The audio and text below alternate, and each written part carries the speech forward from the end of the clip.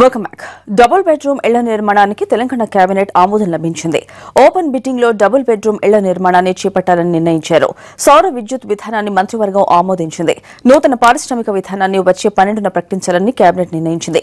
June 2న Telangana ఆవిర్భావ వేడుకలు ఘనంగా జరపనున్నారు. సీఎం కేసీఆర్ అధ్యక్షతన 2 గంటల పాటు జరిగిన కేబినెట్ భేటీలో కీలక నిర్ణయాలు తీసుకున్నారు.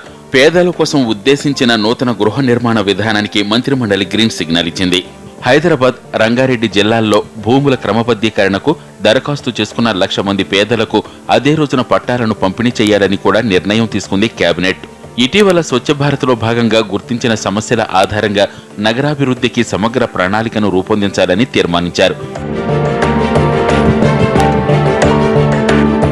రాష్ట్ర విద్యుత్ అవసరాల కోసం చేపట్టిన కొత్త ప్రాజెక్టుల నిర్మాణానికి బీహెచ్ఎల్తో చేసుకున్న ఒప్పందాలను కూడా ఆమోదించింది.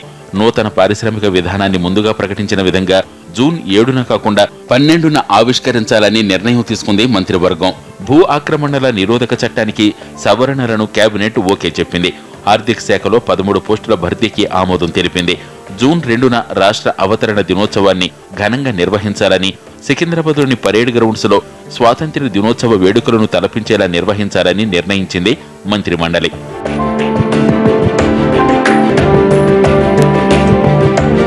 ఉస్మానియా వర్సిటీ స్థలంలో పేదలకు ఇళ్లు కట్టిస్తామని కేసీఆర్ చేసిన ప్రకటన వివాదాస్పదం అవడంపై కూడా ఈ సమావేశంలో చర్చకొచ్చినట్టు సమాచారం.